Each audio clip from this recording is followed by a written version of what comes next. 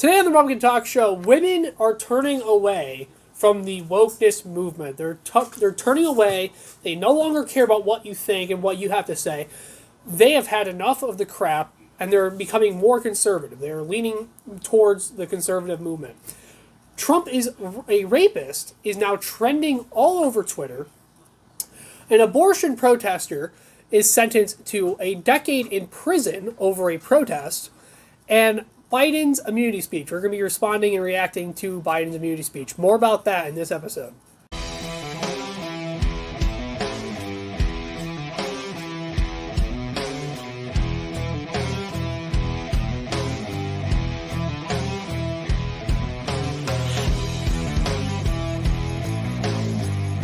Hello, everyone. Talk Show, everybody. I'm your host, Kenneth Glenn, and today we got some news for you. So, for a long time now, we've seen videos where women have been pushing away from the woke movement. They don't want to be. They're not feminists anymore. They don't want to be feminists. They don't want to be independent. They want to be home, raise their kids. They want to.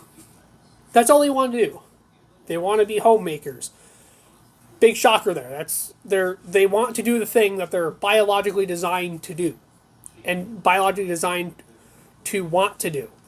They want to have kids. They want to do things like that. They don't want to go clubbing. They don't want to do all this garbage. But for the longest time, women haven't been doing this because they didn't want to be like the social outcast, and they didn't want to be hated by their peers, and they kind of hide from that desire that they actually wanted, which is a natural desire that which is what they should crave. Because that's what being a woman is about. That's the stuff that women are biologically designed to want. But now women just don't give a crap anymore. They want to push their new agenda, and their new agenda, for many women, is conservatism. They no longer want to be bimbos. They no longer want to be just provocative feminists and stuff like that. They actually want purpose in life. And women are starting to become more conservative, which, big shocker, statistics show that women tend to actually hold more conservative views. They tend to be more conservative. Which, big shocker. And another thing that's interesting is that women tend to be attracted to guys who are also conservative. Big shocker. Even the woke women, the pro-abortion feminist women, are also attracted to guys who are conservatives. Which just makes sense. It's duh. It just makes a lot of sense that that's the case. So we're going to be watching some of these videos of what these women have been saying for a while now. So let's show some of these clips right now. Cringe. And people always ask me, hey Chelly, what made you walk away from the Democratic Party / liberalism? And it wasn't one big wake up call for me. It was a process. It started when I first started paying taxes. I remember working 60 to 70 hour weeks only to get 30 to 40% of my paycheck cut from me. Realistically speaking, that's out of those 60 hours, I worked 20 of those for somebody else. And then my hate for Democrats got a lot worse when I started looking into government spending and I realized how they spent our money. For example, did you know that over the last 5 years, California has spent over $20 billion on the homeless crisis? Now, if you live in LA, you're wondering, hey, where did that money go? Because it's only gotten worse, right? It hasn't gotten any better. When you ask the government, they can't tell you how those $20 billion were spent. They don't know where they went. They can't even tell you if those $20 billion were effective because they're incapable of balancing a budget. Instead of reining in their spending, do you know what they're doing? They're increasing taxes on the average American, meaning that more of the hours you work aren't going to be for you or your family. They're going to be for someone else. And you know who's getting screwed the most? Middle-class, hard-working Americans. And that's the tip of the iceberg. That's just a financial side. And it does get worse. When it comes to what Democrats, how they're trying to groom children in schools, it's disturbing. It doesn't matter to me if you're gay, straight, or a fucking unicorn. I don't think the government should be involved in your everyday life or who you're attracted to at all. But there's absolutely no reason why the government should be trying to force sexuality into the curriculum and exposing young children and minors to sexuality at such a young age when it can actually harm their development. So this first woman is now realizing, now that she works a job, when you're a kid, you don't really look at these stuff. You don't really realize these kind of things. But as you get older, you start to pay attention more. And basically, she realizes now that the politicians that she's paying taxes to are not actually really helping and things like that. And she's picking up on it, which is a good thing. And then she goes on to mention mention the indoctrination in schools, which is another good point. And most women would also argue that they don't want kids being indoctrinated the way they are. They just want kids to learn things that they should learn. Math, science, history. Not whether or not they're gay. Not whether or not if they like penises or vaginas. That shouldn't be a thing taught in schools. That's not something that should be pushed in schools. If you're a kid who's gay, whatever. Right? Like, we don't really have a problem with that. Like, whatever. But the idea that we're pushing this stuff and enforcing it on people, and that's the problem. And it's really neat to see the women are picking up on all these problems. It's funny. So the whole bear versus man thing? Man in the woods, bear in the woods, who are you picking? It's kind of a weird thing, or whatever. It's just super weird to ask. And the whole question doesn't really make a whole lot of sense either. Because the bear does make a lot more sense than the man. But there's a joke going around where it's like the same women who want a bear instead of the man are also pushing for men to go in women's locker rooms and to go to their bathrooms. Which is completely true. The same kind of women who are like, oh, the bear, I picked the bear. But I also don't disagree. I'm also picking the bear. You don't know what the random person in the woods is capable of. And as someone who knows a little bit about bears are pretty docile, actually. They're not really super aggressive. As long as you're not bothering them, they're not bothering you. So that's my whole take on it. But my last point on the whole bear versus man thing, and I'm surprised not a lot of people picked up on this, but how about you ask the women who pick bear over man if that they would pick a black man over the bear? Or are they going to pick a bear? Are they going to pick an actual animal over a black person? That's where the discussion actually starts to take a turn. Because the woke people are like, oh shoot, I don't want to be racist. And then it completely throws their whole argument out of the window. But I will be honest with you, the bear is the better option. I'm just saying, like, flat out. Even as a man, I would rather be in the woods with a bear than a random dude. Because, like I said, I don't know who that person is. I'm not sure what he's capable of. But anyway, let's look at the next video. Let's look at this next one. Growing up is realizing that Donald Trump, you might not agree with the man socially or morally. However, that motherfucker got it on lock when it comes to the economy. Peep the guy. Listen. Don't cancel me. Don't shoot the messenger. Sexy Red said it, so I'ma say it too. I love how this one turned out. I love what she said. She literally just like flat out goes like, yeah, Trump's the better option. Vote for Trump, basically. She's like, you might not agree with what he says or what he does. Like, even me, as a person who supports Trump and really likes Donald Trump, I don't even support and like everything he does. I'm not a fan of his views on gay marriage. I'm not a fan of his current views on abortion. I don't like his immigration policy that he's going to be pushing soon with the whole, if the illegal immigrant goes to college, he gets a green card with his degree. I don't like those things. Those things are not good things for the country. However, we can all accept the fact that Trump is the better option. And people are starting to wake up to that. All right, let's move on to the next one. Let's see what else these people want to say. The biggest issue with liberals is that they literally hate our country. They hate the country that they live in. And it never made any sense to me. Like, if you don't like it here that much, pack a bag and leave. Our country is destroyed because of the cockroach in office. And these liberals see the state of our country and they still think that he is doing a good job and they're going to go vote for him again. I recently scrolled across this video of a girl. She lives in St. Pete. I'm in Tampa. And the Tampa St. Pete area is kind of split, like 50-50, because there's a lot of transplants like myself from big cities. So a lot of people move here from like New York and a bunch of other liberal states, California, and they bring their politics here, which doesn't make sense. Like, if you're coming to a red state, I think your politics need to be left before you enter the premises of the new state. Otherwise, just stay there. Why are you here? Why are you here to begin with? You obviously moved here for a reason. Maybe your taxes were too high. Maybe your state's fucking corrupt. Maybe the homelessness problem is insanity like California. So let's leave the politics there. Do not come and invade a red state with your stupid mentality. But I saw this video of a girl. She lives in St. Pete. St. Pete is definitely leaning more left, I think, than Tampa.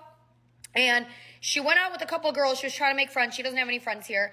And she went to a bar, a sports bar. And I guess there was a game on of some sort, and everyone started chanting, USA, USA. And so I was going to stitch her video, but I didn't want to stir up any drama. But she gets up because she's so overwhelmed that people are chanting for our country that we live in, that she started like tearing up, and she left. She literally left. Again, I like what she's saying too. She's basically saying that, like, there's a bunch of people. She's saying that there's a bunch of people who hate the president, hate the policies, like, oh, I want to leave. It's similar to that one song by Bryson Gray, the You Can Leave song. But, like, all these people are like, I hate this country, this country's so bad, it's founded by racism and stuff like that.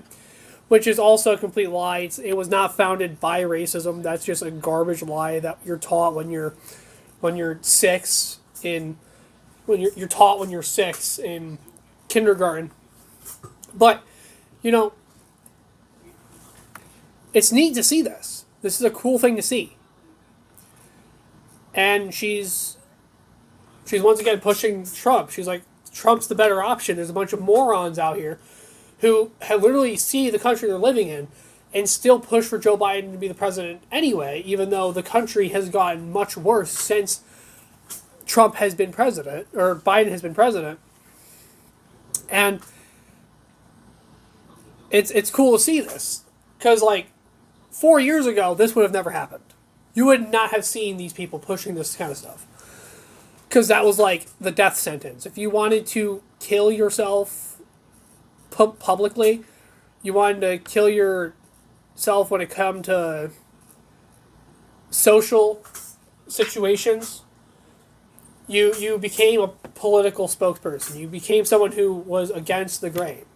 That's how you become an outcast, at least 4 years ago. But now it's not as controversial, because now it's starting to make a bunch of sense.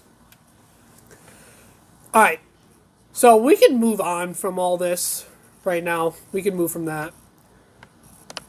There's not too much I wanted to say on this. I wanted to get to this, though. This is what I think is actually really important. This is probably the most important thing of the show. So, hashtag Trump is a rapist is being pushed all over Twitter. It is the number one, it's one of the number one trending things on Twitter. And basically a bunch of people who have no legal understanding of how our system works are showing off this document. It's basically the civil case that Katie Johnson posted. And this file, by the way, goes back to 2016. That's when it was dated. That's when it was signed and stuff. And all these people are saying that this is evidence that Trump is a rapist. They're posting like little snippets of it and stuff like that. And yeah, the stuff in here is bad, but is it true? I don't think so, because if it was, the case wouldn't be dropped. If there was actual evidence to what's being said in this PDF file, then it would have been actually investigated, but there's not a lot of evidence and stuff going on here. And supposedly, when all this happened, when Katie Johnson was 13, like, Trump was literally at Mar-a-Lago having parties with the cheerleaders on football teams. Literally, like, all the cheerleaders on, like, the Miami Dolphins and the Buffalo Bills were literally at his house, like, hanging out with him. I'm sorry, but like it just doesn't make a lot of sense that a guy like that is going to be a pedophile or going to need to rape somebody. That just doesn't make a whole lot of sense. Also, what she says kind of pushes me towards the idea that it probably didn't happen.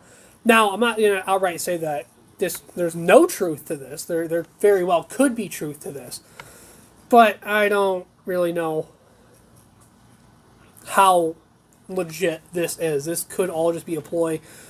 The idea that Trump is like one of the most hated people on earth and they're literally trying to do everything they can to harm him, and this wasn't pushed in more, just kind of shows that it probably wasn't really the case.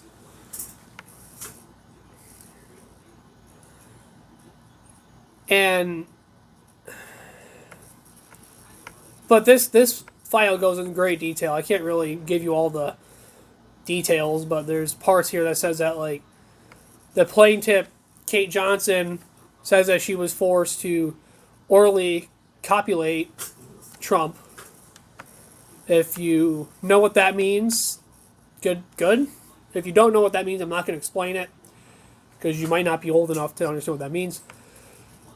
On the third occasion involving Donald Trump, the plaintiff, Kate Johnson, was forced to engage in unnatural lesbian sex with a fellow minor.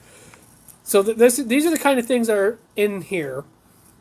But here's the real kicker that really gets me to like not believe this is the case. This just doesn't really make a lot of sense to me. So, supposedly, Donald Trump tied her to the bed and forcibly raped her, right? And when Johnson pleaded with Trump, saying, please wear a condom, Trump hit her and screamed at her, saying that he would do whatever he wanted. And I guess he refused to wear protection.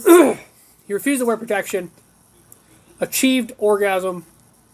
The defendant, Donald J. Trump, put on his black suit, and the plaintiff, Katie Johnson, in tears, asked the defendant, Trump, what would happen if he had impregnated her.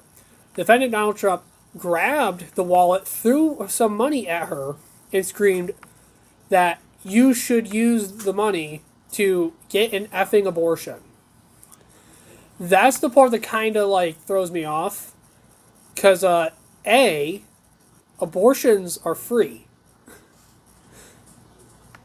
Abortions are free. So why would he give you money to get an abortion when abortions are free? It just doesn't make a whole ton of sense. And then the other thing is that Trump is a pro-life guy. You expect me to believe that the most pro-life president in U.S. history is telling a 13-year-old to get an abortion? Just, that doesn't really add up to me. Like, to me, that doesn't add up. That just doesn't add up. Now, the details of this are disgusting, and if this is actually true and this actually did happen and evidence shows, like there's actual evidence that shows that this is the case, then I would hope that Trump would be killed. Because, like, rapists should be killed. I'm sorry, that's how it should be. However, I don't believe that this is the case. I just don't believe that that's the case. But if it is the case, he should be given the death penalty, as every rapist should. I just don't think that this is the case. And for some reason, like I said, this is trending all over Twitter. And this report's from 2016. And you gotta look at these Twitter posts. They're literally saying evidence of Trump involvement with Epstein's investigation. That's not evidence. This is an accusation. The people didn't even take the time to freaking look into this stuff. This is the PDF file from the dropped court case from many years ago. There's another account here. Turn Texas Blue says that who's ready to get Trump is a rapist trending. Trump is a rapist, as another account says, with a laughing emoji, by the way, because rape is hilarious. Rape's a very funny thing. That's why we're going to laugh about it. Trump's a rapist, ha ha ha. No, that's not funny. If he was, that's not funny. If he isn't, it's still not funny. Rape shouldn't be something that we're laughing about. Just because the person that you don't like is the rapist doesn't make it funny or any cool. It's just ridiculous. And it's interesting because here's the big kicker as well. The same people who are pushing that Trump's a rapist are all Biden supporters. They're all Biden supporters. And, Biden also has his fair share of rape accusations. Notably, the one in 1993. The Senate staffer accused him of rape, yet no investigation has ever been filed, no media attacks, and actually the person who accused Biden is the one that was actually getting hate.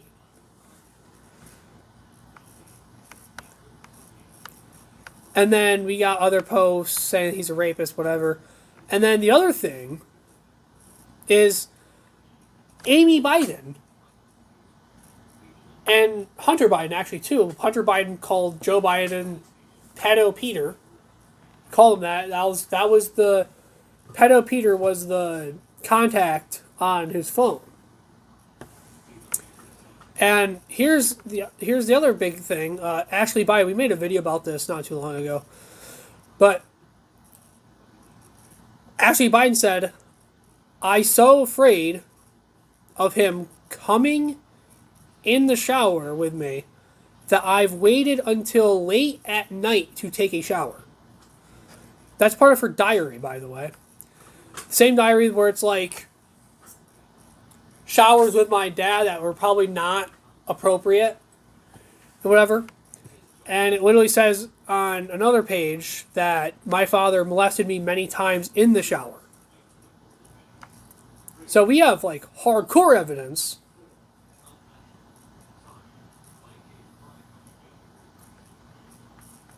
And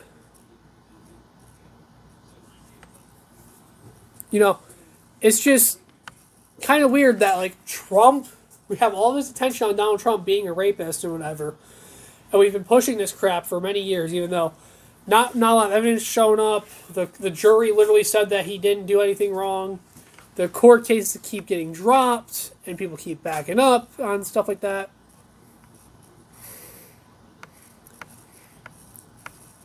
And we're supposed to just believe this on it just doesn't make a lot of sense. We're supposed to just believe this and take it as it is. Like, it just doesn't make a lot of sense. Alright, we can move on now. So, a pro-life protester has been sentenced to prison.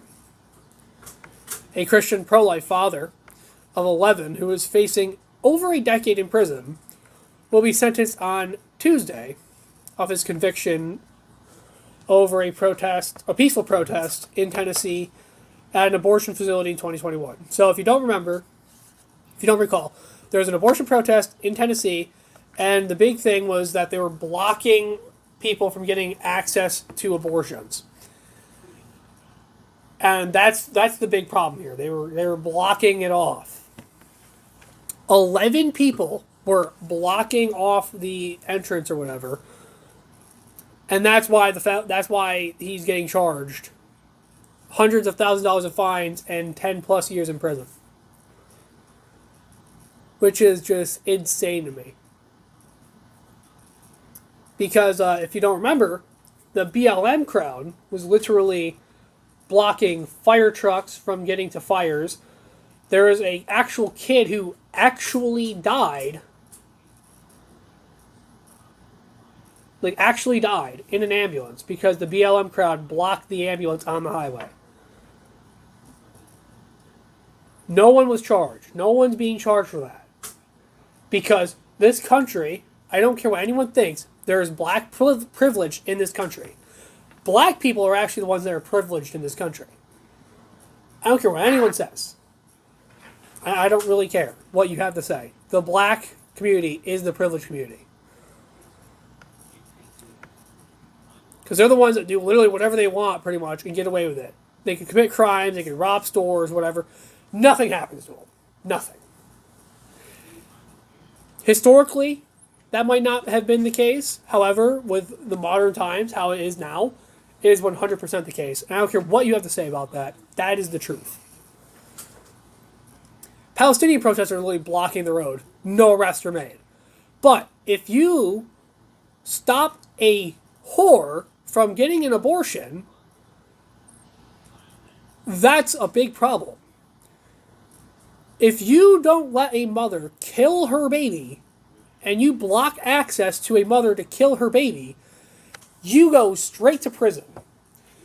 You can cause a 10-year-old to die as long as you are supporting BLM. But if you block abortion access, if 11 people, by the way, 11 people, come on now. Like, I don't, get out of here. 11 people are not blocking off an abortion, like people getting aborted. It's not blocking that off. The BLM crowd, there were hundreds of people blocking the highway. Hundreds. So yeah, that makes sense that they're actually blocking the road. 11 people? Come on. Paul Vaughn, who was convicted of violating the FACE Act and conspiracy against civil rights in January, was targeted by the Biden administration in October of 2022 after he participated in a peaceful protest at an abortion facility in St. Juliet, Tennessee in March of 2021. He will be sentenced by the district judge Alenta Trager on Tuesday in Nashville, which, by the way, he already did get sentenced. This article was posted on July 1st. He has been sentenced since then. 10 others were charged over the protest. One took a plea deal to avoid jail time after agreeing to cooperate with the Justice Department's prosecution of the case. Could you imagine? What are you in prison for? I murdered 7 people. What did you do? I protested abortion. On Monday evening, Vaughn and approximately 200 other pro-lifers gathered at Christ Church, Nashville for a rally featuring singing, Bible reading. During brief remarks to those gathered, Vaughn described his legal battle with the Biden admin as a glorious struggle. Oh, man.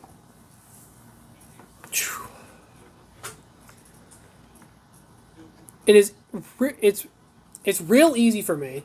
I can go to battle and go to jail as an individual, and it's not a big loss, Vaughn said.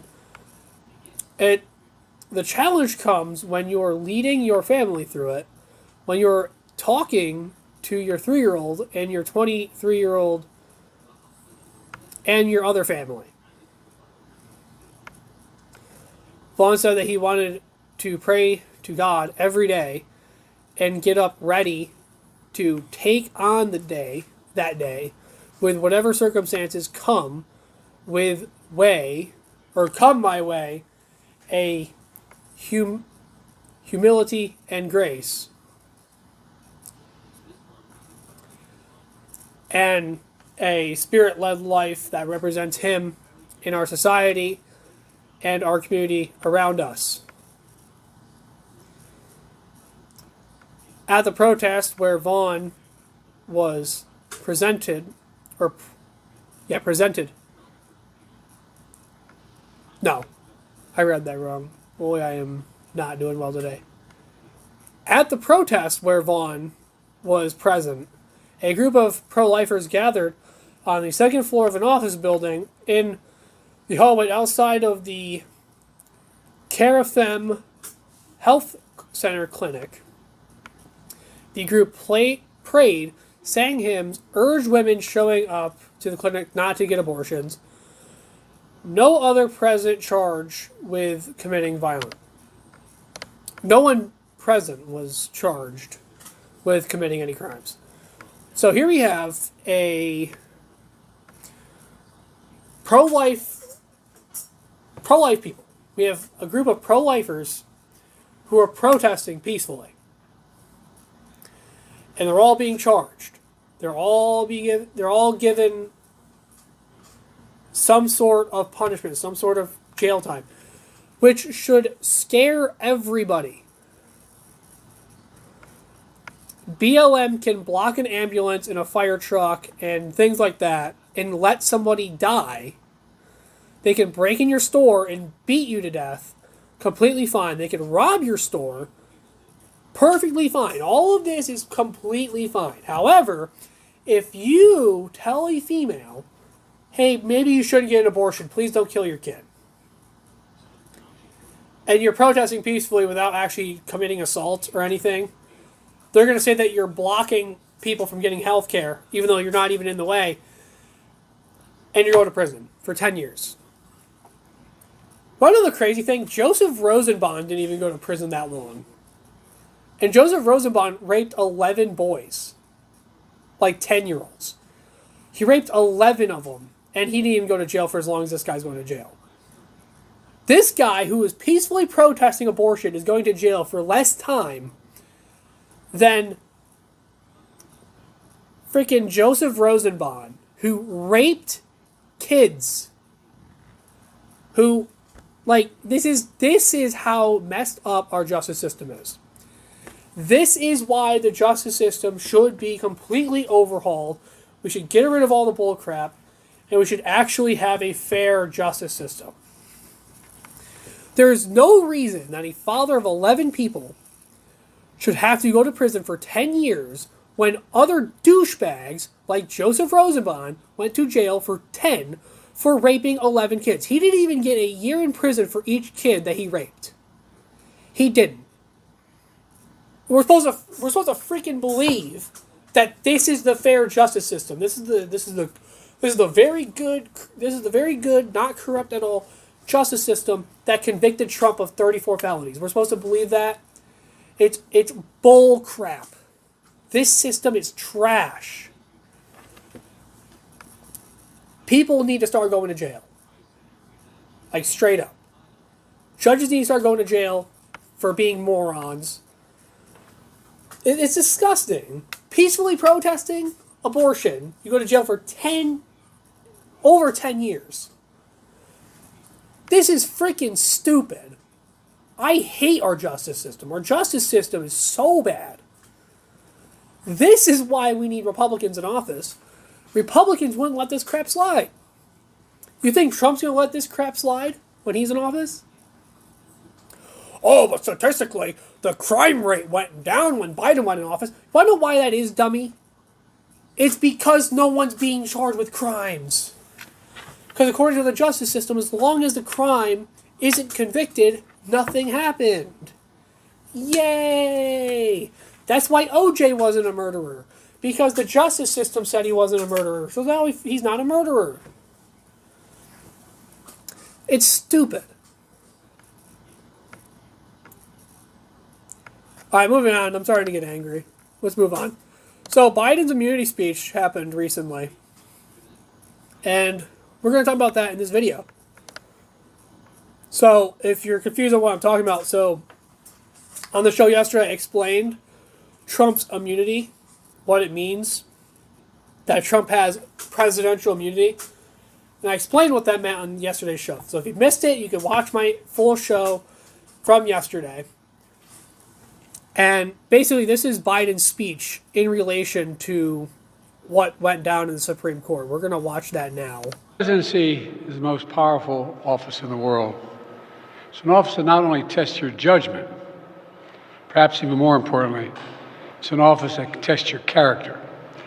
Because you not only face moments when you need the courage to exercise the full power of the presidency, you also face moments where you need the wisdom to respect the limits of the power of the office of the presidency.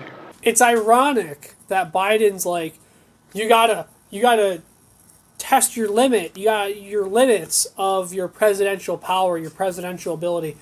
When Biden's the president who signed the most amount of executive orders in history, He is the president with the most executive orders in history. And he's going to sit here and act like Trump's the big dictator. Trump's Hitler.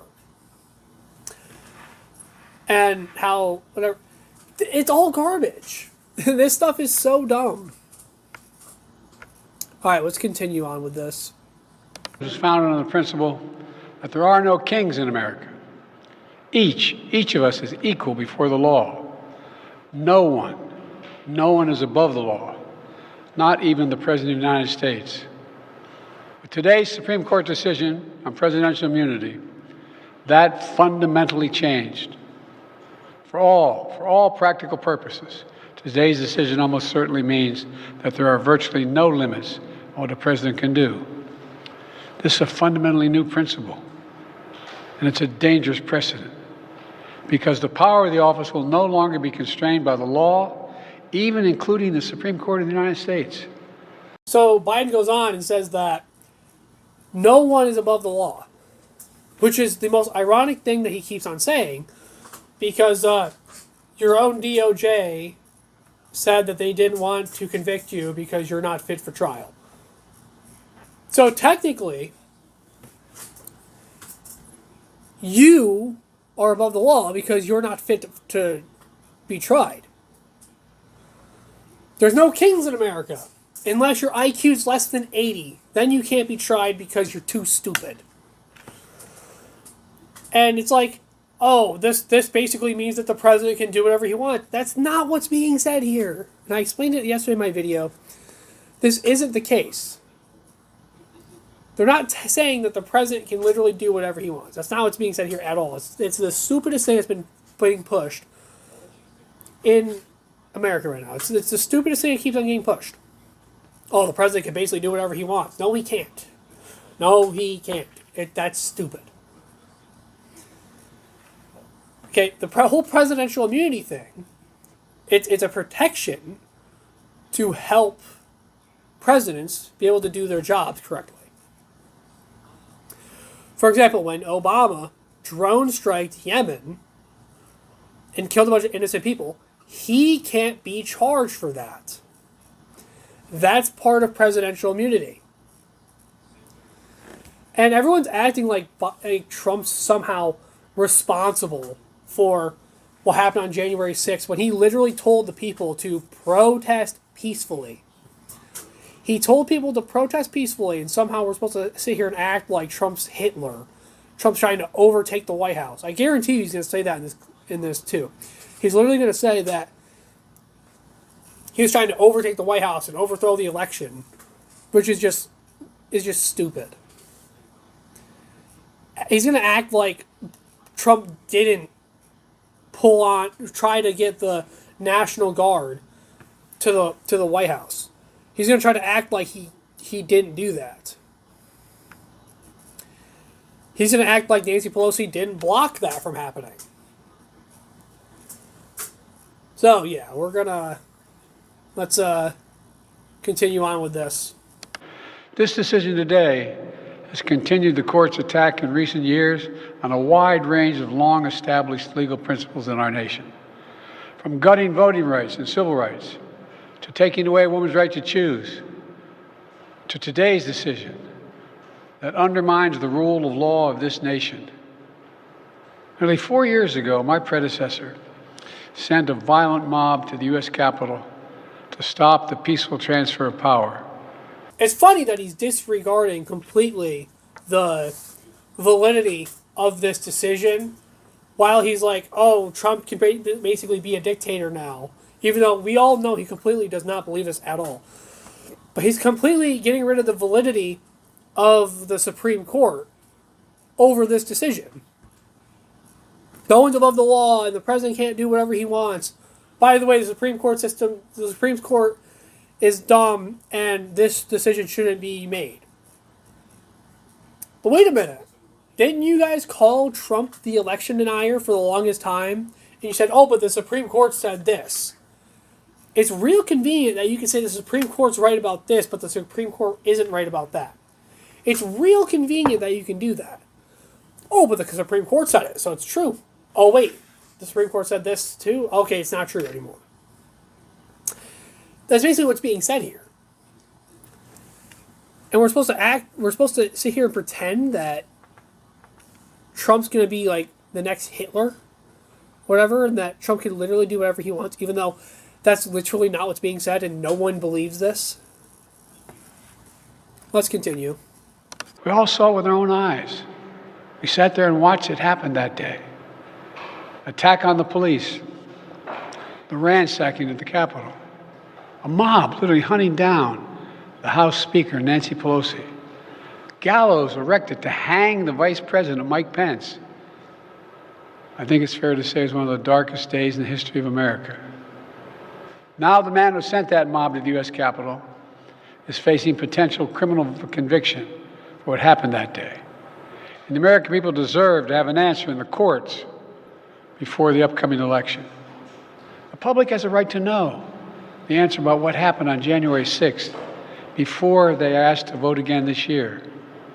Now, because of today's decision, that is highly, highly unlikely. It's a terrible disservice to the people of this nation. So now the American people will have to do what the courts should have been willing to do, but will not. The American people have to render a judgment about Donald Trump's behavior. The American people must decide whether Donald Trump's assault on our democracy on January 6th makes him unfit for public office in the highest office in the land. The American people must decide if Trump's embrace of violence to preserve his power is acceptable. Yeah. We're going to sit here and act like Trump didn't tell the people to protest peacefully. We're going to act like he didn't say that. We're going to act like the people at the Capitol weren't let into the Capitol. And then Biden's going to keep on saying that he will hold his presidential authority. He'll hold true to what he can do as a president, even though he hasn't been doing that the entire time he's been president. He is the president who signed the most executive orders in history. For the first few months in office, his executive orders surpassed the days of him being in office. He literally had more executive orders signed. I think he had more executive orders signed his first year than he even had days in office. Which is a lot. That's not good. But we're gonna sit here and act like we're supposed to act here. Sit here and act like we actually should believe this guy. We should put trust in this guy who's literally contradicting himself. By the way, so when he was coming off the stage afterwards, the first thing that someone yelled was, "Are you gonna drop out of the race?" So this whole fear-mongering stuff isn't even working against Trump, which is hilarious to see. It's great to see. So anyway, that's going to be the end of my show. I hope you liked it. If you liked this video, you want to see more like it, I make videos like this every single day.